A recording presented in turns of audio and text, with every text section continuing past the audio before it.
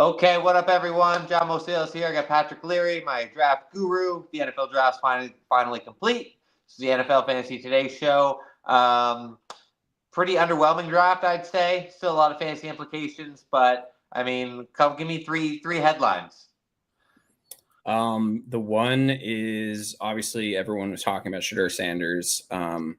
And the way it resolved, I have absolutely no idea what to do about it because I think theoretically he after he slid, he kind of became an afterthought. But now I think the way that he got drafted, he still has like a very good chance of winning that job in the fall, which is super surprising because I'd kind of like written him off because it's like, all right, well, he's falling to the 5th round. But now that he's on the Browns, who have the weirdest, dumbest quarterback room in the league, I think he might start. Number 2, I think Travis Hunter is a wide receiver first, probably, which was a big deal. We thought he was going to the Browns. He ended up going to the Jaguars. He will be a high variance fantasy player, both short term and long term, and that like how that plays out is going to be like super interesting to follow. And then the other thing I would say is the running backs got generally very good landing places and didn't axe a ton of veteran running backs. There weren't a lot of super significant guys that lost jobs because of how these very good running backs landed, which I was thinking maybe a little bit more carnage was going to happen. But I was a little, the spots that these guys went were kind of more clean than I was anticipating. I'd say probably unlike the wide receivers, right? Where it seemed all these teams with already stacked wide receiver rooms doubled down, right? That I don't think anyone saw that coming. That's definitely the 4th one I would say. Like Emeka Egbuka, when we talked last time, was one of the guys that I was most sure on as a prospect for fantasy. And he gets stuck in this Bucks situation, which, I mean, he'll be a nice piece for them from an NFL standpoint, but his day one fantasy role, he was probably the player that you could have put in almost any situation, and he would have been a great day one redraft option. But I don't know how, if you stick him with behind Godwin and Evans, he'll probably be the slot, but I don't even know how it's going to play out. That's just a rough landing spot for him. So yeah, we got him. Who's the other? Went to deep spot. Luther Burden. Oh, well, Golden. Yeah, I would say Golden. Golden went to the Packers, but the Packers clutter is a lot less quality than the Bucks, right? So you got Jaden Reed, who is kind of a gadget guy that's not going to kill someone that's not a gadget guy. That undersells Jaden Reed. He's quite good, but he's not going to act like an alpha one. He's probably more of a compliment anyway. And then I think the rest of the Packers wide receivers might just be bad or Watson doesn't come back. Wicks can't catch. Watson's hurt. Like I'm not worried about that. Golden, I think that's a decent spot from. The one that I would say was most surprising was Luther Burden, who the Bears do not need. And Luther Burden was going to go in the first few picks of the 2nd round yesterday, and he could have gone to a place that needed talent in the wide receiver room, and the Bears, who have DJ Moore, Rome Odunze, as well as they drafted Colson Loveland, who's more of a wide receiver tight end. It's just a really weird pick, especially because the Bears had so much draft capital to invest in high quality places elsewhere, such as maybe on defense. But I was stunned that they picked Burden. I thought Burden would go to a worse team with way more opportunity. Instead, he goes to kind of a very crowded landing spot. I still trust him long term, but I think short term it's going to be very hard for him to be relevant in a redraft next year. So I just want to stay on wide receivers here. But the guy the Pats took, right? People were raving about that. I think for fit and talent. Kyle Williams, yeah. Kyle Williams really shot up late in the process. And I think the Patriots, you can take the Patriots situation one of two ways. The Patriots have been drafting lots of wide receivers. Not many of them have panned out lately. They have just a lot of guys there. None of them are very good. They obviously have Stephon Diggs. Who knows what Stephon Diggs will be in his age, like 31 season coming off of an ACL tear. I think it's a great opportunity for Kyle Williams. He could step in and be potentially relevant right away. And he's a promising prospect. It's just kind of a crowded room that I cannot possibly tell you how it's going to shake out on April 26th, because it's just so there's so many bodies in there and variable, but none of them are all that good, but some of them are okay. So it's just kind of a mess. I'm not sure how well Kyle Williams will stand out right away, but he's definitely got a chance. Okay, and then I know Nathan was big upping his guy. The Raiders took the white guy. Jack Besh. Yeah, I like Jack Besh a lot, and I think he's going around. Yeah, he's just kind of a baller. Like he's just like a really really solid wide receiver. And I think the thing with the Raiders is they've now got a much better quarterback. I mean, Geno Smith has supported multiple fantasy weapons in the past. I mean, we just look at what he's done with DK Metcalf and Tyler Lockett and DK Metcalf and JSN. He's definitely capable of supporting more than just Brock Bowers. Your mileage on Jacoby Myers may vary. And so Besh really kind of has an opportunity to kind of slide in there. And I think he landed in a good spot if he's ready to sort of step in right away. Okay, and then I guess we're bearing the lead here, right? Tet went. He went. Yeah, the big guys. Tet to Carolina, I honestly love. Yeah. There's a lot of talk about. I do, yeah, because there was a lot of talk about him sliding, first of all, and he didn't slide. Top 10 wide receivers are extremely bankable. They have an extremely low bust rate. The other aspect of that is that from a long-term perspective, Carolina, obviously, when you think about the Carolina offense, it doesn't scream like sexy, high octane. But what there is a path for Tet is he was getting mocked to a lot of spots, say the Cowboys, where he would have been clearly the number 2 with CeeDee Lamb. Now that actually might be a good role for him, and I think he would have been effective in that role too. But the Panthers probably offered the best combination of draft capital, top 10, and like this guy could be the number 1 receiver for years to come. And I think Tet McMillan will be very high from a redraft perspective as a result of that, just because there is no wide receiver that you feel very good about in Carolina, or tight end, or like pass catching running back. So he's going to be the highest drafted pass catcher from Carolina in the fall. So that I think that ultimately is why it's a great spot for him. So where do you think hierarchy wise? So let's play like the Tet game, like Tet or Jacoby Myers next year. Who are you taking? Oh, Tet. Hold on. Let me pull up something quick because I could give you rankings for. I did a little informal, like, okay, here's how I think they'll play out in redraft for next year if you want to do that. But as far as where Tet slides. I know from Dynasty perspective. Oh, sorry, we got a fight in the Clippers game. Oh, really? Oh, God. Who is it? Aaron Gordon and James Harden. It looked like Harden. Wow. James Harden. Wow. Looks like he slapped Aaron Gordon. Anyway, sorry. Go ahead. That's crazy. So in Dynasty right now, Tet is like in the like T Higgins-ish range. So like really, so that's like mid teens to late teens is kind of where he's at. That's really high. Holy crap. Yeah.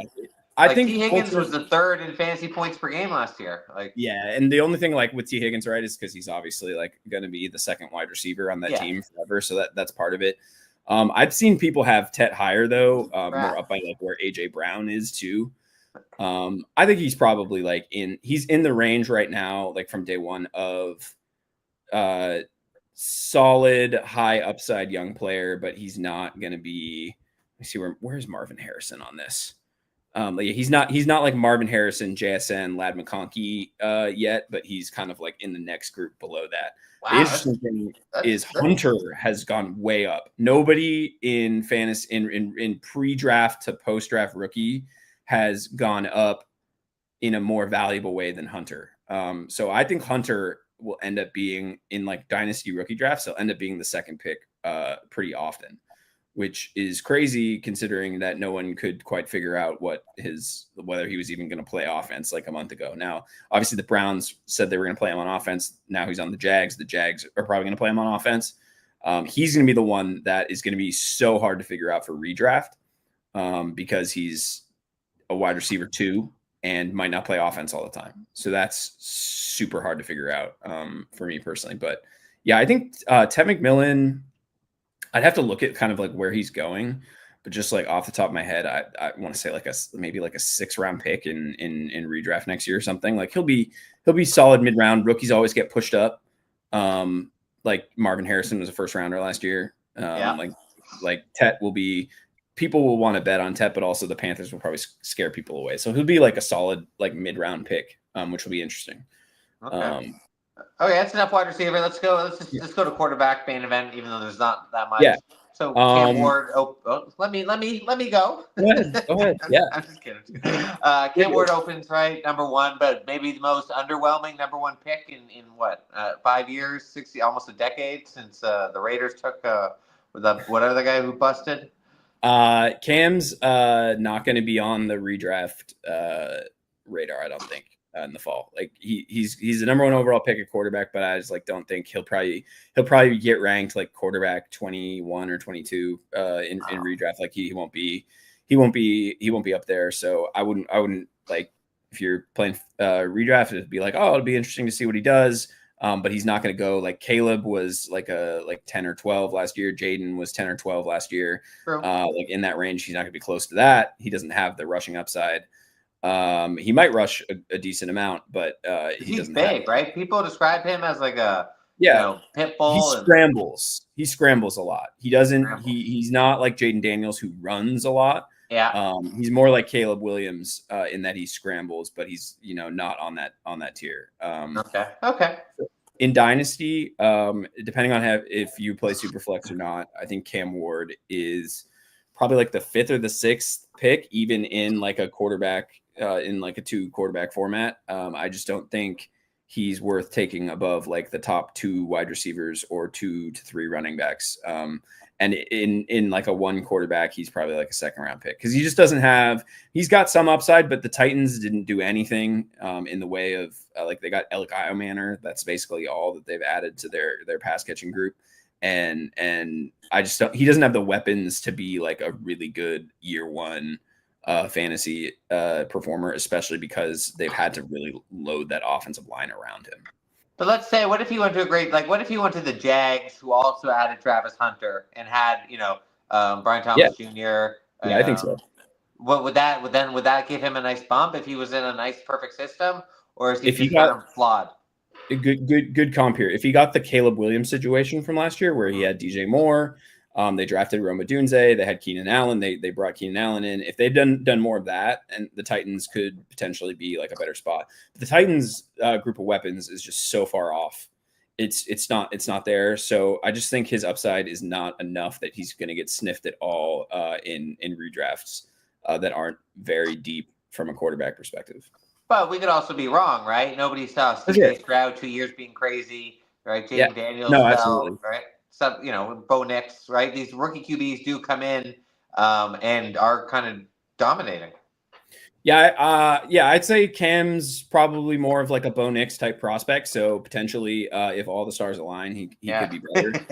But Bo Nix got Sean Payton with like this insane like level of I can make you great that Peyton had with him and really like helped him rise. He could be Bo Nix-esque, and Bo Nix was very fun in fantasy last year. Like he was a great streamer. You could throw him in if you had a good matchup and he'd go bananas for you. So he could be, I could see like a Bo Nix level, but I don't know. I just don't trust Callahan on the level that I would trust like Peyton from like an offense. That's true. It's not like Denver had a lot of weapons either, right? Sutton. Yeah, no, they didn't. I mean, Sutton had a great year, but no, they really didn't have a lot of weapons. Okay, so then we go no one until what? Jackson Dart, or is it Milroe? Jackson Dart was the next one off the board. Jackson Dart's got more running upside, but Jackson Dart's not going to start. This like bet your life on it, or? No. I would say that they were very obvious in saying that Russ is still the starter, but that's obviously because they had to say that because Russ was signed to be the starter. Yeah. Jameis Winston's there as well. I don't know how permanent that is.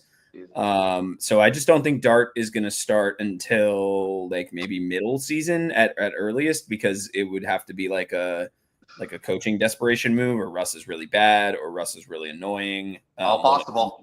Definitely possible. I like Dart in Dynasty a good amount, I would say, because he's a runner and he's clearly they have drafted him with how they drafted him with the trade it back into the first round with the intention of like, you are going to start for us eventually. So I like Dart from that perspective. So what about the collateral damage, right? So like Malik just had one of the best rookie wide receiver seasons of all time. Yeah. And now, right, we got Dart, who's going to be a running QB, a worse passer than Danny Dimes. Like, are you avoiding drafting Neighbors in that top 10 spot because Dart could be, throwing for 150 yards over the back half of the season? No, I think I would still draft Neighbors wherever he's going, just because I think Neighbors is great and Russ will be able to get him the ball. I mean, he had a worse quarterback situation than Russell Wilson last year. I mean, That's true. They had Drew Lock for half the time. Like, shout out Drew Lock. I'm happy Drew Lock's back, but shout out. But yeah, I mean, it was yeah. I wouldn't avoid Neighbors based on that. I just don't think Dart will play quarterback at all next year, but maybe he will a little at the end, but he won't. Okay. Because the Russ Jameis combo, I can get behind that. I was like, bench Russ, put Jameis in. Give me I wish so badly that they'd done only Jameis. That would be so great. Jameis with a rookie behind him, so it's like Jameis gets to do all of Jameis crazy things, and then they'll move the rookie in if Jameis gets too crazy. That would be so perfect. But they've got Russ in there to just kind of. If you knew Jameis was playing 17 games, would you take Neighbors first overall? Oh my God! Like, I'd be so in on Neighbors. Yeah, I mean, I don't know if I would do first overall. I'd probably still take Chase, but like, oh my God, like, yeah, that would be a game changer. Like, that would be nuclear. Neighbors and Jameis would be unreal. Okay, so we'll talk a little Showder, I guess, and then Tyler Stroh, is that his name? He's been in college for like 8 years. Is how it's pronounced. Shuck, it looks like Show, but it's Shuck. I've seen highlight videos of him kind of throwing like this. Like, he's so weird. He's 26, which is the dumbest thing ever. I don't know why he's like, he was in college forever. He was Justin Herbert's backup. I read that in college, which is crazy. I had heard on a podcast that 10 Spider-Man movies came out in the time when Tyler Shuck was in college. Yeah, that's a good one. That Ringer Fantasy gave me that one. That he's gonna start probably. I don't know if that's gonna go well. I can't figure out what's going on with Derek Carr. Like, it seems like he's being accused of faking an injury to get out of that situation or something. And like, the shoulder situation is super murky. There's a lot of weirdness with it. So I don't know who's going to start. But Shuck has the capital where you think he'd start. I just don't know if he's that good. He's like a second round super flex dynasty guy. He's not a redraft consideration. I like Spencer Rattler a little bit. Me too. So I kind of hope they go in that direction somehow, but I just don't see how they get there, given that Chuck was I'm holding Spencer Rattler on a dynasty team, and I'm unsure whether I will continue to hold given the Tyler Shuck move. But I have no idea what's going on with Carr. So anyway, Shuck, I don't really care about Shuck. He'll start. Like, if you're in a super flex league, he'll start. So you have to have him. Probably because every quarterback ends up getting owned in that format inevitably, but I don't know. I wouldn't bank on him for much, except like maybe a third quarterback in for depth in a super flex. And then Milrow. Do you want to talk about Milrow? Sure, I was just watching the highlights. Milrow. Okay, Milrow is the guy you want to get in Dynasty. Now, he's probably like a second round pick, but Milrow's upside. Who drafted him? Seahawks. Yeah, the Alabama quarterback that is the scramble king. Like, he's the most athletic rushing quarterback. He's like Anthony Richardson level of like rushing upside.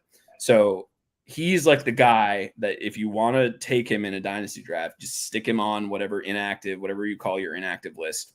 Just stick him there for like 2 years and then like hope that the Seahawks like push him through, because he's just. If he can solidify an NFL starting job, his fantasy upside is incredible. Just because, like Jalen, he rushed 20 touchdowns last year. It's saying, yeah, like Jalen Hurts level of like rushing production. But obviously he was a Bama quarterback too, so there's some. Although Hurts finished at Oklahoma, but you know what I mean. Yeah. It's the same type of upside there. You know, Hurts was kind of a stash as well, like when like second, third round rookie draft.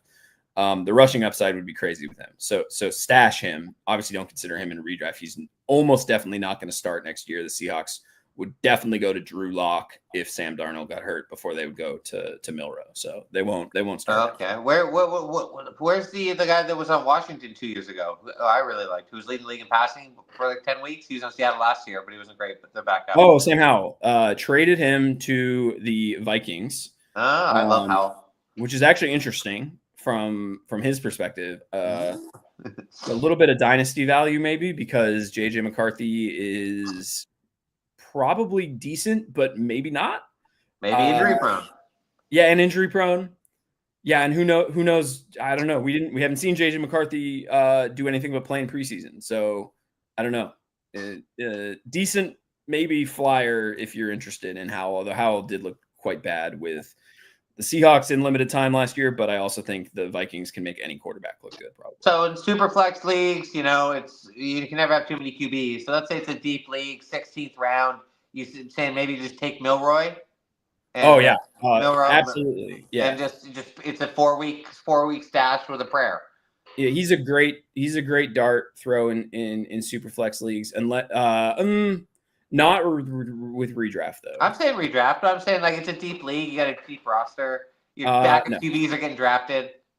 I don't think so because I don't think he's going to play at all. And if he does play, I think he's going to be like a package guy, not a like he'll be like a running if Darnold got hurt, right? Short yardage formation type guy more than anything. Yeah, I just don't the lock will be their quarterback if Darnold gets hurt. I don't think he can play at all. Gross. Yeah, it's not great.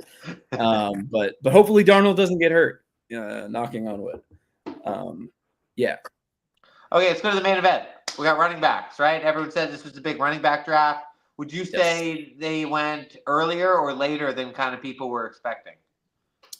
I thought there was a chance that one of them that didn't go in the first round would, but I think pretty much there might have been maybe slightly later because I thought maybe Travion Henderson would go in the first round. He went early second. Okay. Yeah. I thought Caleb Johnson would be a second round pick. He was a third round pick. I think the biggest thing, so Genty is going to be like a first round pick probably in redraft. He's going to the Raiders. There's no good running backs on the Raiders. The Raiders coach is Pete Carroll, who's one of like the 3 or 4 coaches in the NFL who's, hyped as he loves to run the ball. Genty's going to be a monster. No doubt. Omarion Hampton got a great spot as well. He will be a high pick because no one will believe that Najee Harris, despite a decent season last year, has any juice.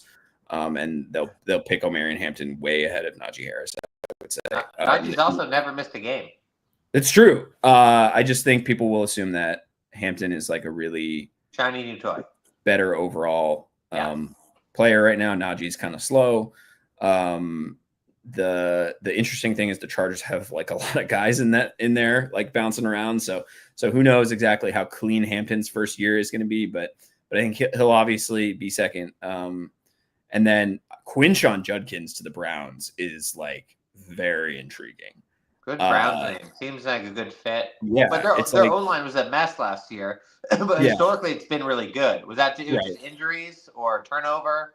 Yeah, they don't have Nick Chubb anymore. And Jerome Ford was a nice piece for some, but Quinshon Judkins' spot I think is he got a higher upside spot, I think, than Travion Henderson, who was kind of regarded as a better prospect than him coming in. But I think Quinshon Judkins is probably the third for redraft because I don't know the Patriots backfield. Like, what do you want to say about the Patriots backfield? Like Ramondre Stevenson, and how much do you trust like the Patriots running game either? So Travion, I think, is an awesome highlight reel player who will develop, but I think I would trust Quinshon Judkins more. So he'd be third, Travion fourth.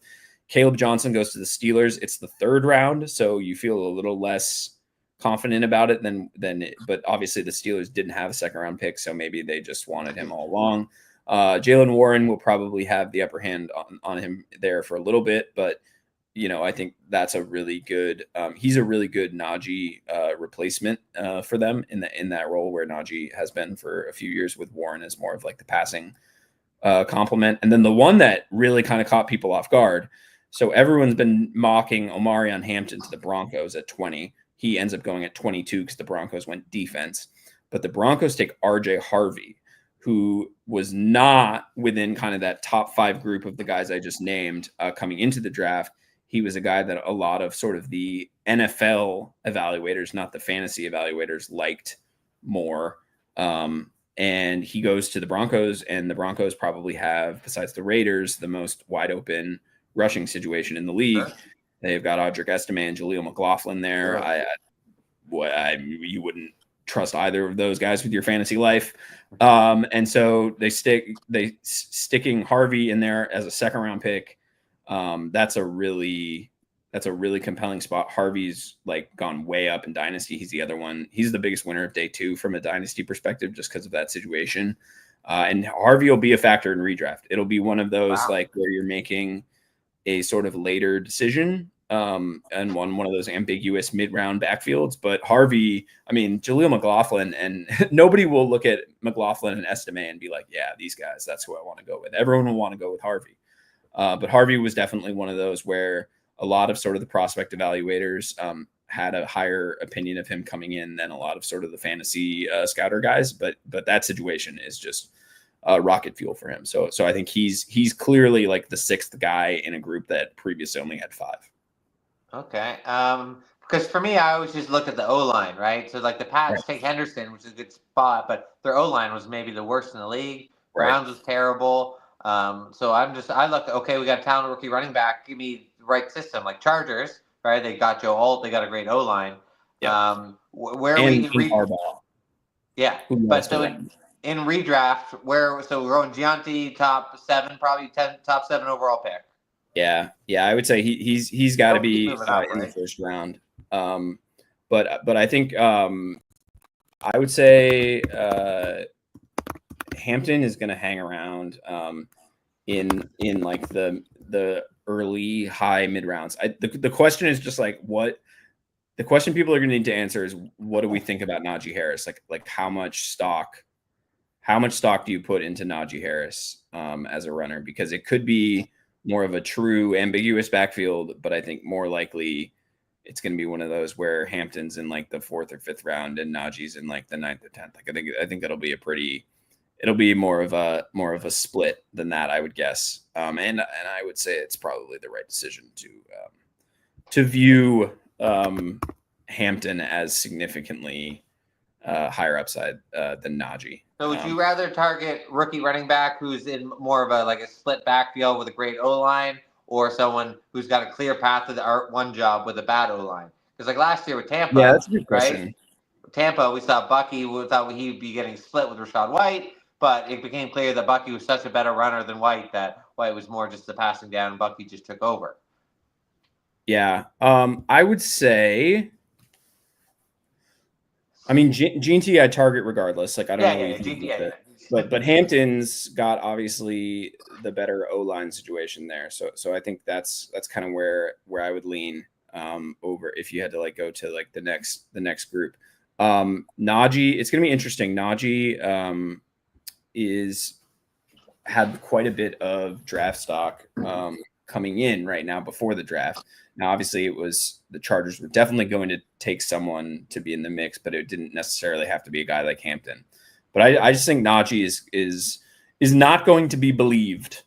He's on a 1-year deal too, so I mean they might start him out. But Hampton, I think, especially if Hampton ends up being suppressed enough, I think he's a great fit there. Okay, and then the two. What does pedigree matter, right? Because we got I just had it here. We got the 2 Ohio State guys, right, who are the best team in the country, and then Hampton at North Carolina. What and then does that factor in at all? Like, do you want just running back from a great program matter rather than? Yeah, I think so. I think Hampton is helped a lot by being on the Chargers. I think that was a huge landing spot for him. But I think that the Ohio State guys, I have more confidence in as great running backs than I do as Hampton. But I think Hampton's athletic testing was just great, and then the landing spot he gets is just solid. So the whole package on him will make him the second running back off the board.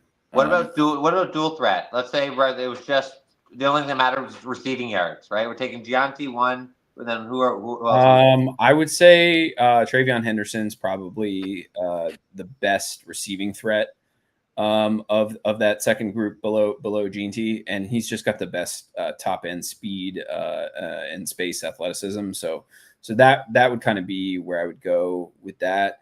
Like of that top group, Johnson and Judkins are probably viewed less positively as receivers.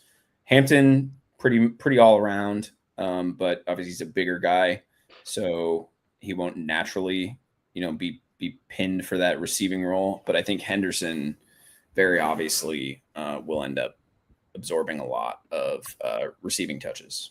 Okay, what about so everyone thought that Cowboys were going to take a running back. They took this guy Jaden Blue out of Texas. Yeah, that's definitely interesting. Right, he's got a clear spot path to the job because Javonte Williams isn't any good, and Rico Dowdle's gone. They invest in their O line. They're historically like to run, explosive team. I mean, what are we talking about, Jaden Blue? I have definitely some faith in Jaden Blue. I just think it's very difficult to put a lot of faith in a running back that went in the 5th round. It's just not really a thing that usually leads to. What was Bucky last year? I believe Bucky's a 4th rounder, but I could be wrong. And obviously there are exceptions to the rule. But I struggle, and Bucky truly like he came into that situation and Rashad White had just had like a really good year. Yeah. He's a 4th round pick. Bucky was, I mean, it's one of those guys where he's going to be a late round pick. Jaden Blue might get pushed up more because it happens, right? Guys come out. The Giants. I'm blanking. The Giants running back who had a good year. Who got fumbling? Tyron Tracy. Yep. Right. And that's not a guy who's ever going to get draft stock though. Like he's not going to be a guy. It's like he was like a 6th. Yeah, but I'm just saying, like these guys that have drafted running backs late, can you find a nice little spot and get a nice path, and you're getting all these touches because we've seen running backs are kind of replaceable, right? Yeah, I would absolutely invest in Jaden Blue late in a redraft for sure, just because, like you said, Miles Sanders and Javonte Williams aren't great. But Blue, it's tough. I don't know. It's like one of those things where if you're just thinking about like next year, he's like a decent upside shot. If you're thinking more long term, they could easily just do the exact same thing next year and stick someone in that spot if he doesn't matter. But I do think him being like this is so overly meta, but him being a Texas guy and Jerry Jones, drafting the Texas running back to be in the spot there, I think is like a thing. Like I do think he will get a fair shot at some point because he was the Texas running back that got drafted to play for the Cowboys. And like Devon and Chain, right? What round is he, right? Some guys come in and just find the spot or develop with it. Yeah. Devon A. Chain was, I think he might have been a 2nd round pick, but I'm not entirely. Yeah, he's just tiny. That's the thing. No, I'm sorry. He was a mid-3rd. You're right. But I'm just right. We got all these rookie running backs. Cam Scatteraboo, right? That's a great name. I love him.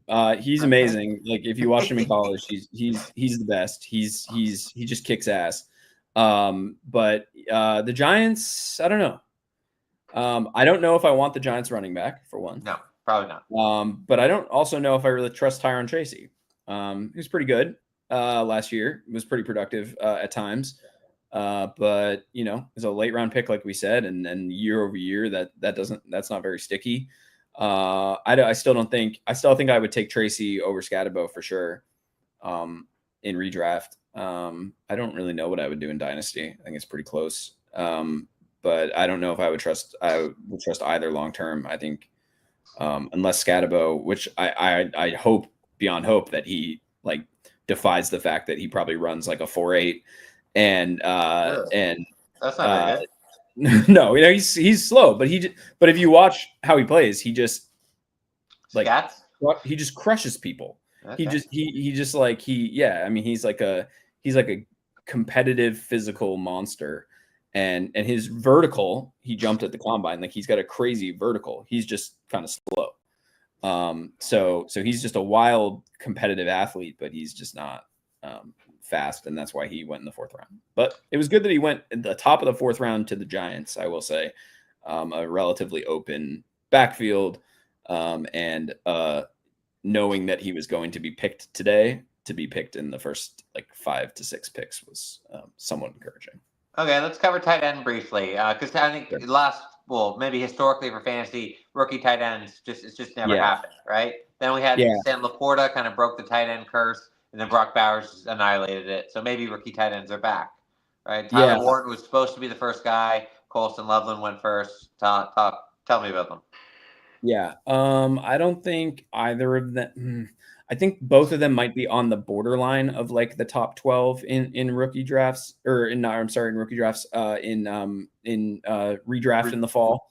I think there will just be some when you're making your decision about like if you've waited to take a tight end or you're waiting for like an upside tight end at the end to like pair with a tight end. I think it will be very tempting to take Tyler Warren or Colston Loveland instead of like Hunter Henry or like I don't know, Tucker Kraft or the Evan Ingram on the Broncos. Like it'll be you'll want to take like maybe the upside shot instead of that. But just Brock Bowers, like just everyone's just hoping, to hit that lottery pick. Like we're gonna talk rookie wide receivers again in a second. Everyone's gonna be, who's the Brian Thomas Jr., right? So who's the Brock Bowers for this year? But there probably isn't one, right? No, there isn't one. The one thing with Brock Bowers though is like the worst quarterback situation in the league last year, and he was still like the best rookie tight end you've ever seen. So it's kind of hard to be like, oh well, Tyler Warren's quarterback is Anthony Richardson, so we can't trust Tyler Warren in year one, because Brock Bowers' quarterback was freaking Aiden O'Connell and Gardner Minshew, and he was the best rookie tight end of all time.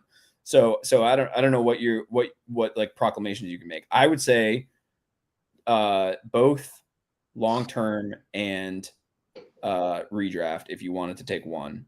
I am still Warren over Loveland, even though Loveland went first. And I just think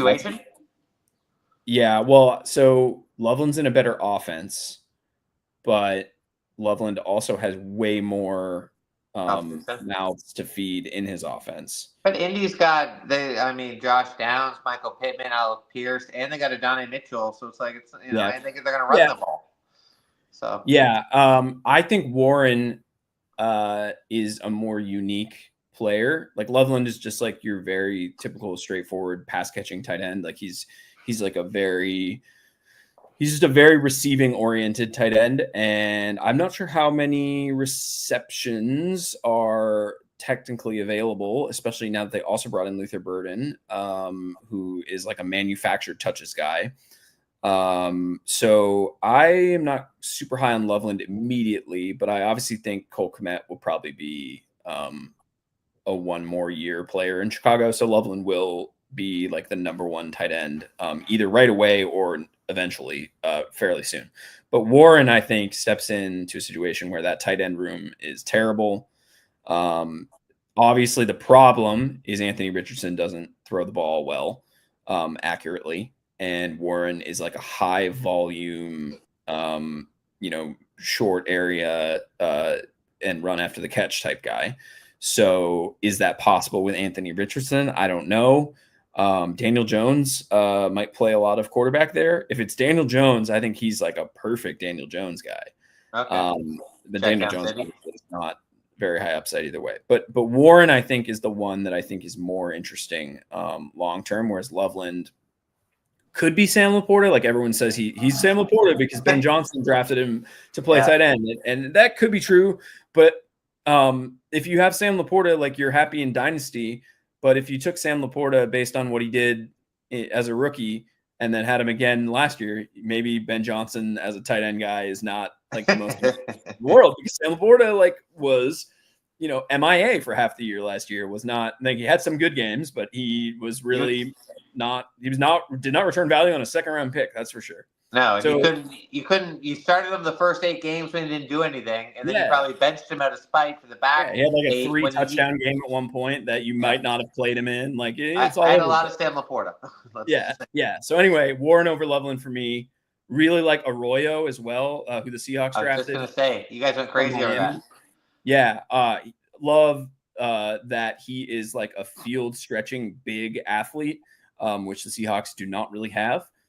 They have their top 2 wide receivers are smaller, Cooper Kupp and JSN, and they have like Marquez Valdez-Scantling, but not a huge threat. And I think Arroyo is really interesting because he will be a receiver. He is a receiver first and a receiver last. Like, he will block a little bit as much as he's asked to, but he will be a vertical threat.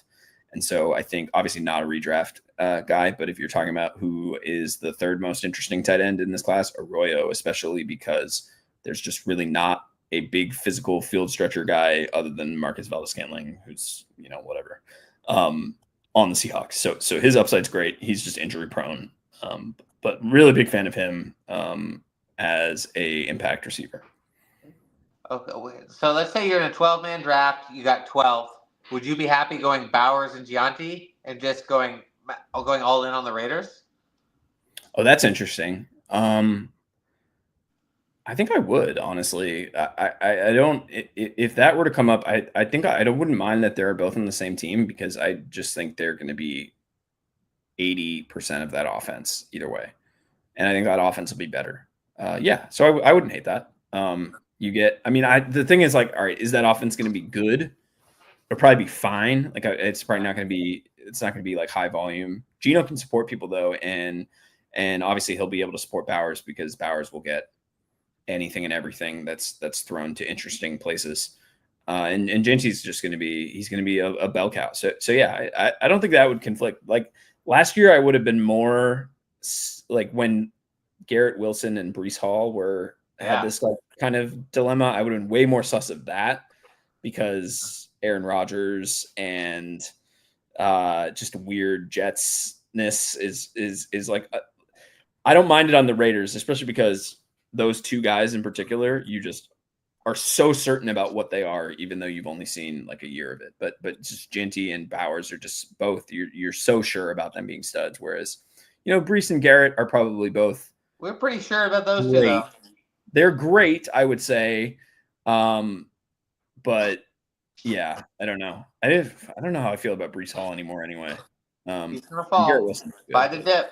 We're going to wrap up in a minute here, but so a couple more questions. So if you were going to go kind of all rookie in one position, what would you target? Like, like last year, if you got on all rookie wide receivers and if you got Malik, Brian Thomas Jr., you got Ladd, you win your league.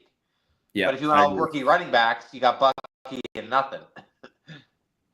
Yeah, I think it's an interesting question for next year. I would say that there are more potential superstar running back producers in fantasy in year 1.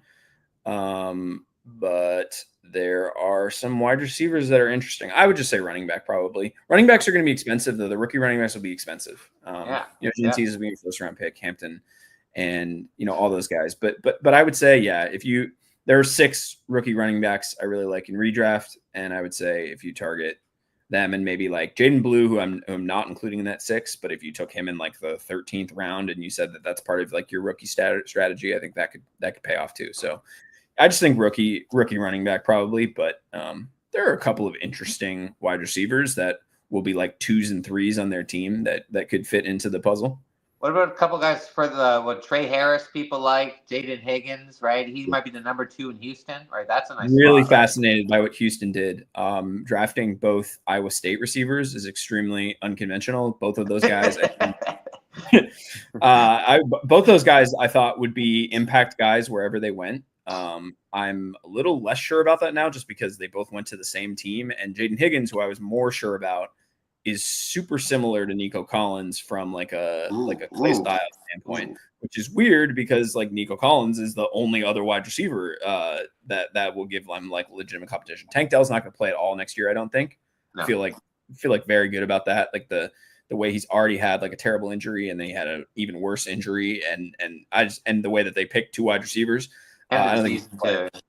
Yeah, no, he's not going to play. So, Higgins seems a little bit more sure than Noel, and he obviously went in the second, Noel in the third to the same team. But one of those guys, I think, will be real good because CJ Stroud can really support it, and they're going to try to make that a better situation for them this year because of just he was getting absolutely killed behind that offensive line all year last year, and they are like, all right, no, we can't do that again, and they're competent now, unlike what they used to be.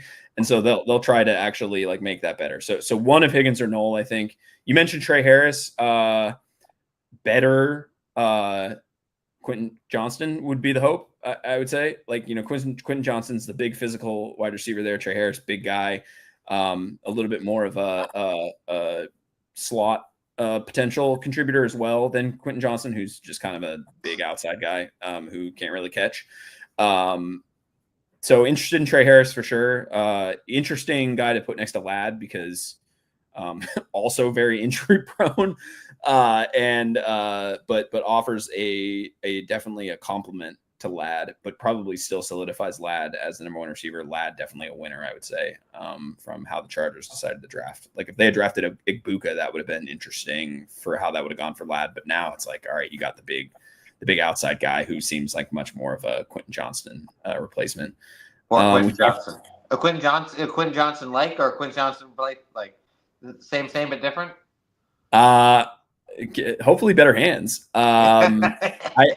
Harris is so weird. He played 8 games last year, had a 1,000-yard season, and then hers like 1,000-yard season, 8 games. Like if you look at his efficiency numbers, they're like insane because of how productive he was. But he was also an Ole Miss offense, which we talked about Dart, 1 read, like very basic routes designed for quick, move it downfield type offense. And so going to be interesting to see how Harris fits in because I think a very solid, maybe late round redraft. And then like after the initial tier, like mid second round rookie in pick in Dynasty, I think he's definitely interesting.